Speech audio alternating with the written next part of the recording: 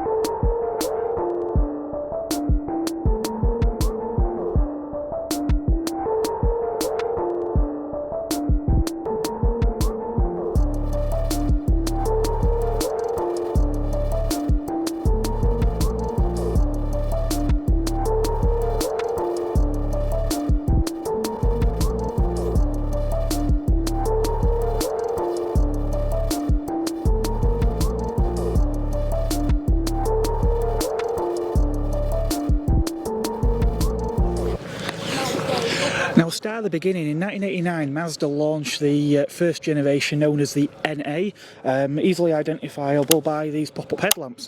Now, when Mazda built this car, hot hatches had sort of started to take off, and sports cars were in a bit of a decline.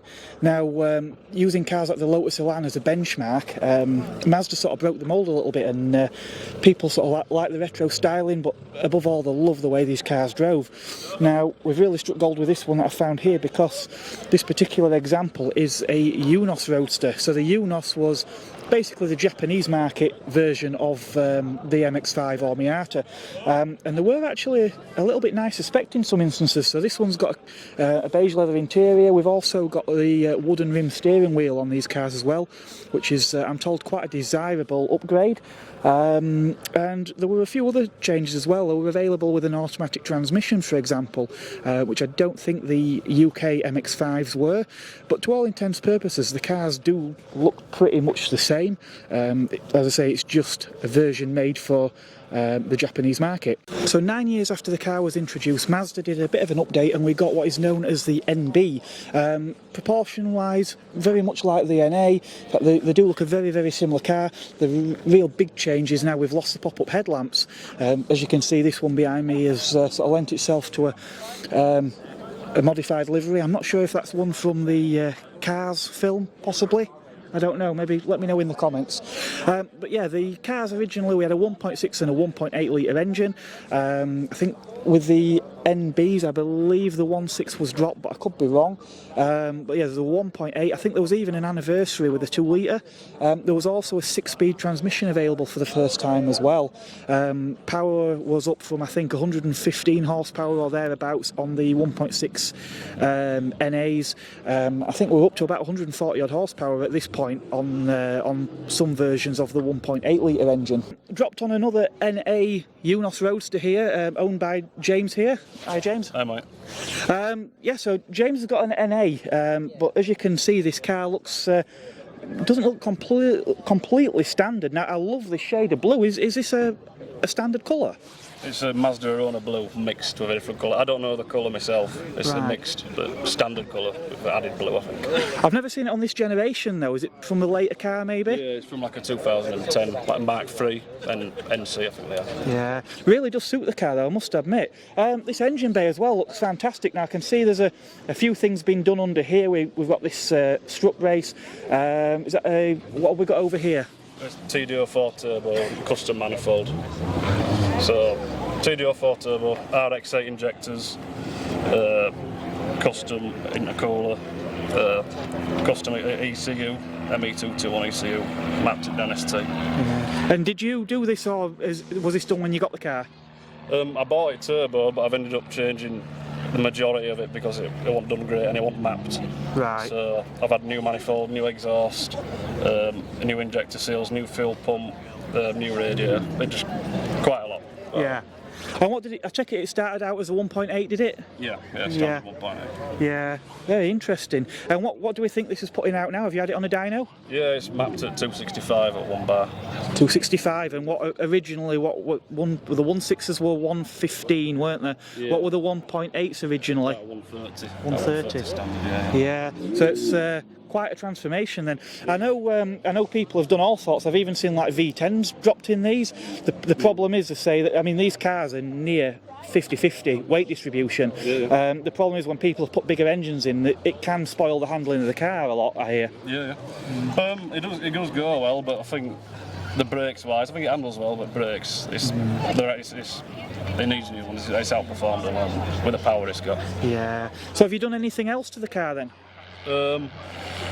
Coilovers, wheels, and semi-slick tyres.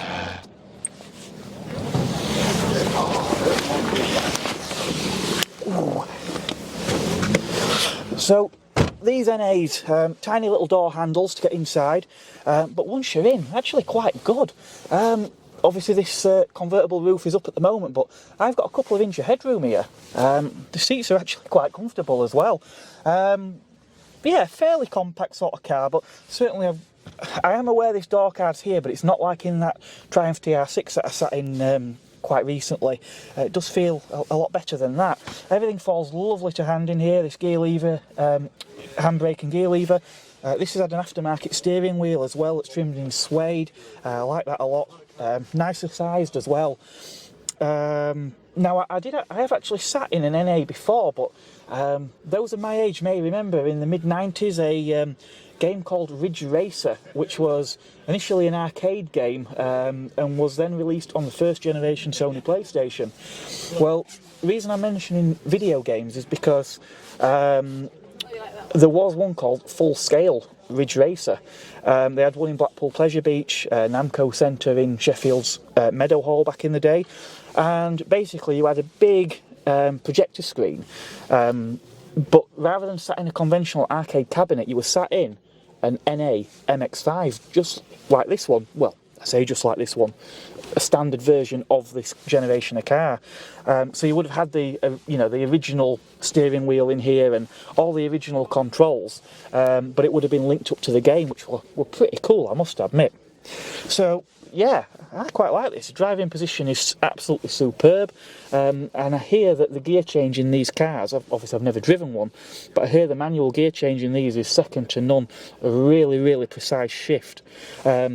So instruments nice and clear. We've got what's that? An oil gauge in the middle, coolant and fuel, speedometer and rev counter, which goes around to 8,000 RPM with a red line starting at 7,250. Fantastic. So I'm stood here with Neil, who owns this really nice looking MX5 NC. Yep, 2009. Yeah. Bought it just over 2 years ago. Thought it was in pretty good shape to start with, and even though I'd looked underneath first and make sure that sills and things were all solid, there was still some surface rust, which is to be expected, I guess, on a 13-year-old car. But my first job was to get under there and get rust proofing, and I started looking around at costs for different people to do it, which ranged from like £250 up to £1,250, and then I thought, why not I do it myself? I'm quite capable, and there's no rush to get the car back on the road. So I got jack stands and various other gear, got all the right stuff, built Hamber products and things, and set to, and it probably took me, well, I'd intended on it 2 or 3 weekends, but it probably took me a couple of months start to finish, because one thing snowballed to another, and I ended up getting in there with little fine brushes and anywhere and everywhere I could find any little bit of an issue. It sort of took back to bare metal and treated twice, and then The thing with rust is if you miss a bit, it comes back, doesn't it? it does. So I thought, right, I'm going to do it properly. So everywhere, even where I suspected there might be anything, I had a look at it. I'd gone into all the sills with me, a little boroscope, checked inside, everything was good there. Yeah. So yeah, it's underneath now as good as it can be, and I just check it periodically, and I had everything out, the wheel arch, the sills, out the front and back end off, all the crash bars were rust proof, everything, resprayed everything. So yeah, and It's the way to go. I mean, I can't believe these cars are actually 13 years old now. It's you know, I remember them coming out like it was just yesterday. Yeah. I know the earlier, I think the NAs and MBs, they suffered with the corrosion sort of down this area in front of the rear wheel. Where are these prone to going? The same. Every MX5, that area there is probably the first place to look. Yeah. For issues of rust, the end of the sills, back end of the sills, because the dirt traps in there collects and yeah. Some you know, you can go to some and you can probably put your finger through it, but yeah. fortunately mine was sound. Yeah. So have you done anything else on this car other than rust prevention? Well, that sort of led to other things. Then I ended up thinking, well, I might as well change the brakes, the discs, the pads, and then I took the brakes off and did all the calipers and put replacement pistons and everything in, you know, refurbished them all, repainted. Suspension changed to Mazda ZTCRD coilovers, so they're all got the ride height. Yeah. And then I don't know if you'll not be able to see in here on the thing, but each coilover's got an adjuster through sort of 32 steps. You can have hard to soft damping. Right. So depending on what you're doing and where you think you'll be travelling, I have to have it. I normally, if I've got the wife in the car, she likes a nice soft, supple ride, so I'll soften it down a bit. But if it's just me and I know it's going to be straight, flat roads, then I'll sort of make it a bit firmer. I suppose ideal, let's say anyone who's, I don't know, going to the Nürburgring, for example, you'd have a nice comfortable ride to get there, and then just I know a friend of mine, he had a Lotus Elise, and well, he had a few cars, and he always said there were other cars he'd rather travel to Europe in, but when he got into the Alps, he was always wishing he was in the Lotus. So yeah, you've really got the best of both worlds with this car then. Yeah, I've had some great cars in the past, but I think the best two cars I've had, which include this, the only other car that was sort of, from a driving point of view, enjoyment, was a Porsche 944. Right. Because that's sort of got your 50-50. Yes. And it's they have a transaxle, don't they? Yeah. Yeah. And obviously it's got a bit more oomph with a 3-litre engine, but yes. But these are equally as they're not the fastest cars, but just to drive. They don't have to be though, do they? I mean, the roads, they're just fantastic. Yeah, I know the early NAs, the 1.6s, I mean, they weren't a particularly fast car at all, but the way they handled, and supposedly the gear change, I hear, is second to none. Yeah. Really, really precise gear change on them. Up to that sort of 4,000 or 5,000 rev range before you're changing, and that's what they thrive on. You know, you just get them up there and then change it, and it's just it's just, they are enjoyable to drive, and you're not gonna, you know.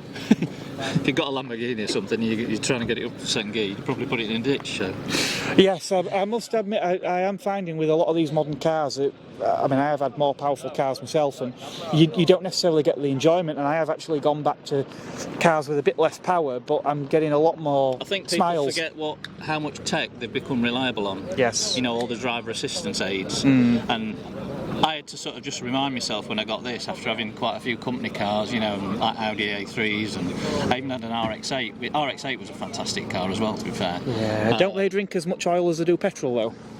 Everybody used to say that, but I just used to top it up every 2 or 3 petrol refills. Yeah. And it was fine. And what was it doing to gallon? Mid-20s. Yeah, sounds about where I've heard. Yeah. Yeah. But it was absolutely superb car. Yeah. Which is easier to live with then, one of these or the RX? Well, I would have had an RX-8, but it's just the fact that the things like the road tax now on one is horrendous. Right. Sort of 500 plus. Yeah. And you've got to keep an eye on the engines with those. You know, if they get to above 50,000 miles, chances are you're going to have a new engine or a rebuilt one, from what I've been told. And I thought, I don't want all that. I took the styling cues of the RX-8 because it came out at the same time, so it's got the same. Yes, the front arches, a little dint in the bonnet, and a few other component share pieces, So if you don't need a 4-seater then, today's top tip could be, if you want an RX-8, buy a NC MX-5. Yeah, and you've got your 2 choices, obviously your rag top or soft top, or you've got this one, which I absolutely love because it's its party trick.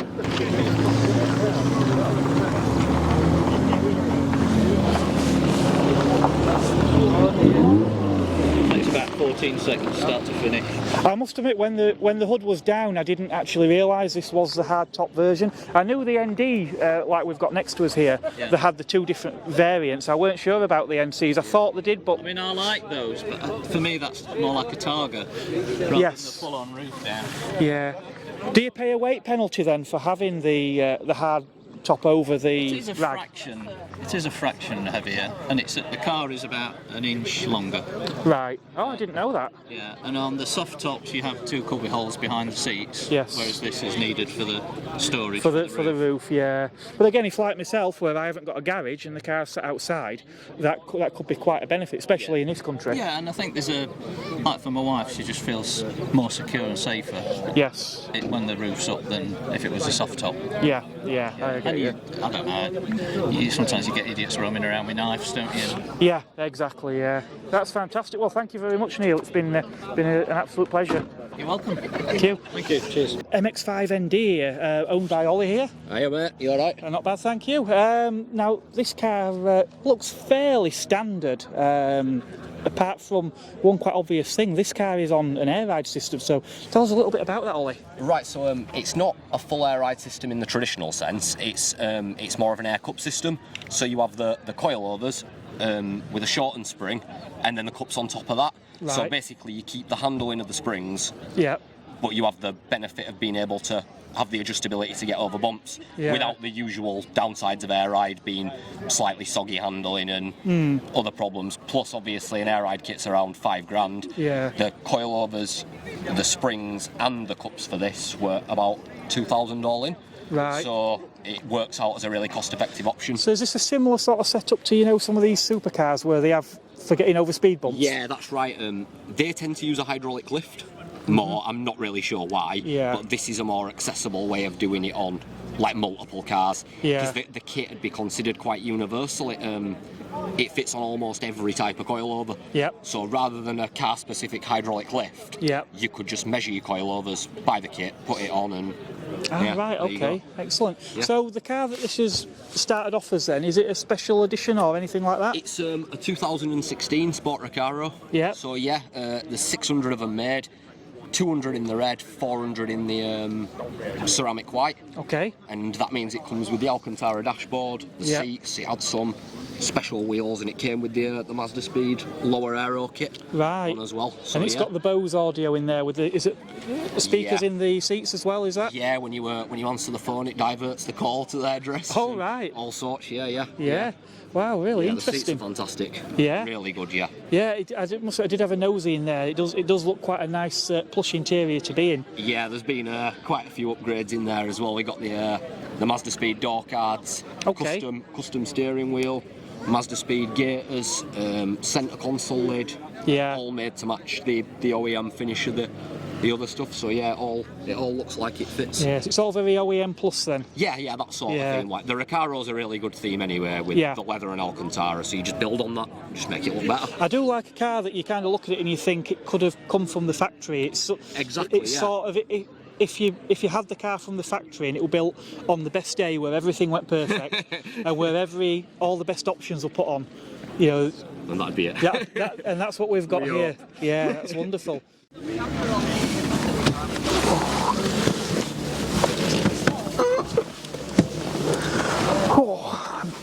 No, we shouldn't have had that extra sandwich this morning. Right, but we're in, and quite a cosy place it is in here too. So we've got a few really nice extras in here. So Mazda Speed, Japan only. Alcantara on this armrest. This bit here as well, I'm told, was also imported from Japan, this Alcantara here. All finishes it off really nice. Alcantara on this dash here with this red stitching, which matches the setup on the seat. We've got this half leather Alcantara again, with the red on the Recaros, with the Bose speakers in the head restraints. Lovely steering wheel we've got here. So again, leather and Alcantara with this red trim at the top here. Obviously the usual functionality, these buttons on here. I love this centrally mounted rev counter in red as well. Really nice. The detail in the font and everything on there is wonderful. The gauge reads up to 8,000 RPM with the needle centering at the bottom. Next to that, the speedometer. Again, measuring around sort of 3/4 of the gauge, with 0 being sort of dead centre at the bottom of the of that gauge. But yeah, once you're in here, as you would expect by now, they've got this formula down to a T. Really comfortable driving position. Everything falls perfectly to hand in here. It's really short, stubby gear lever. We've also got the Mazda Speed Alcantara here on the doors with the red stitching again. This carbon effect trim for the window and mirror switches, and I love this colour on the car, so the fact that they've carried it over in here as well onto these doors, I think that's a really nice touch. And yeah, again, looking out over that bonnet, you can see these sort of fenders raised up at the sides, and I really don't want to get out of here. We've got this MX-5 ND 4th generation car, and this example is owned by Sharon here. Hello, nice to meet you. So why an MX-5? For me, it's being part of a group. I've always loved the MX-5 since before I could drive, and it was my dream car.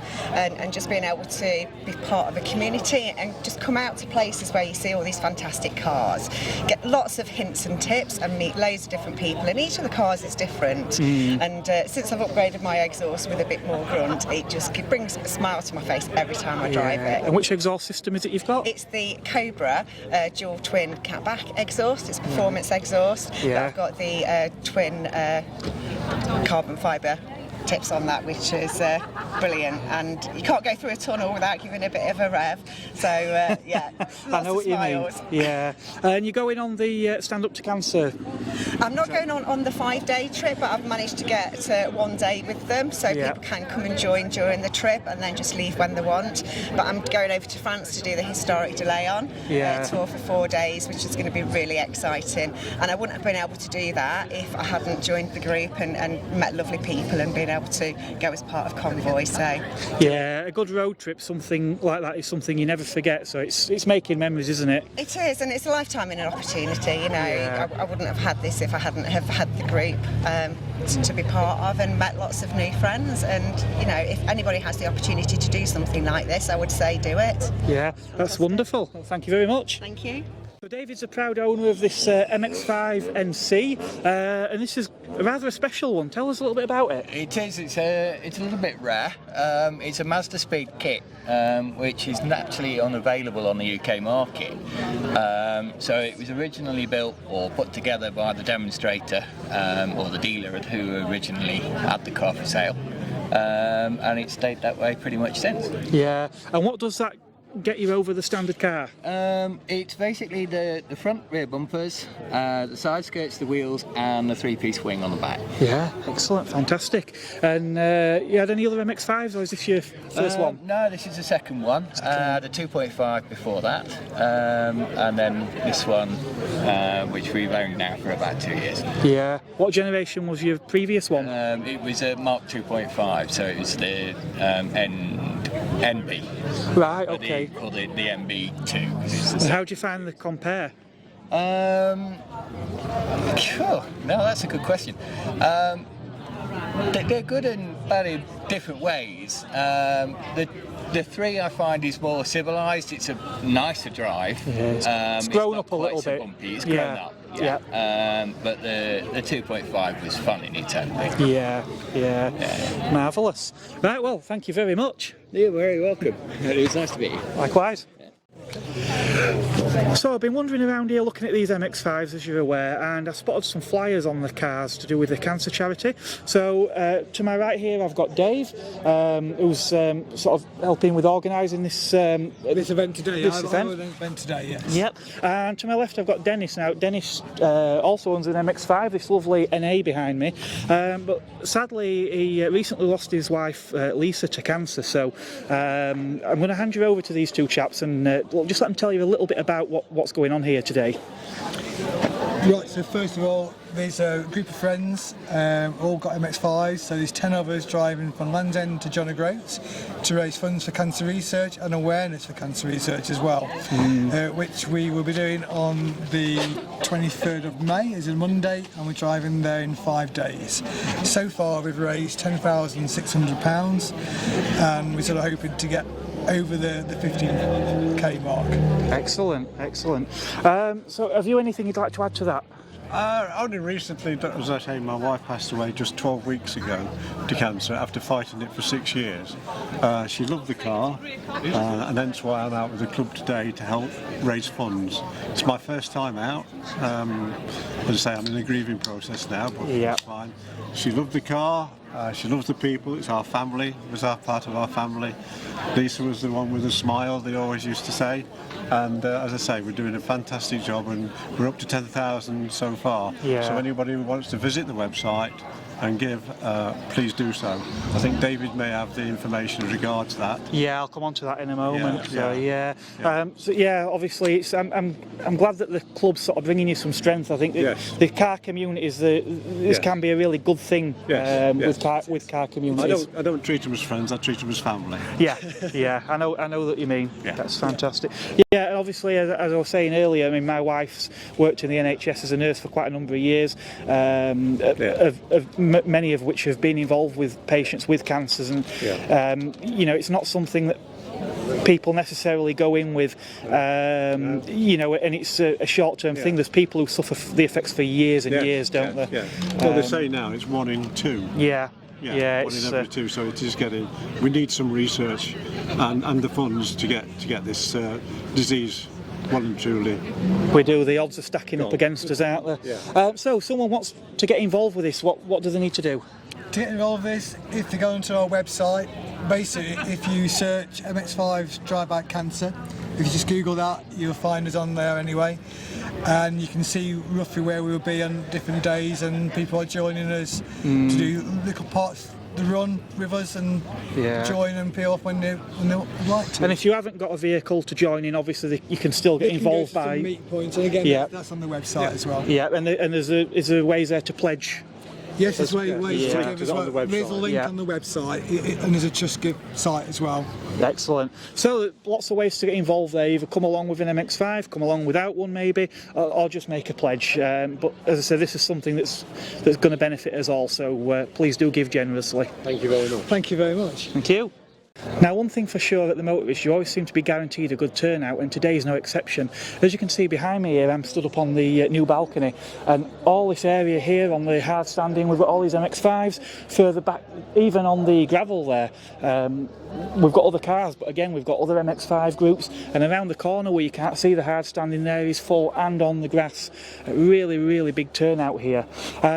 And I'm going to be back here again in a few weeks' time as well, so you might want to make sure you hit that subscribe button and the bell notification to make sure you don't miss those, because there's some really interesting events coming up. 2 weeks from now I've got the Fabulously French, so obviously I'll be here covering that one in the McGann, and then a few weeks after that it's the Furious Driving Social, which I think is Matt's first one, so that's going to be another really interesting event as well, so I'll be covering that too.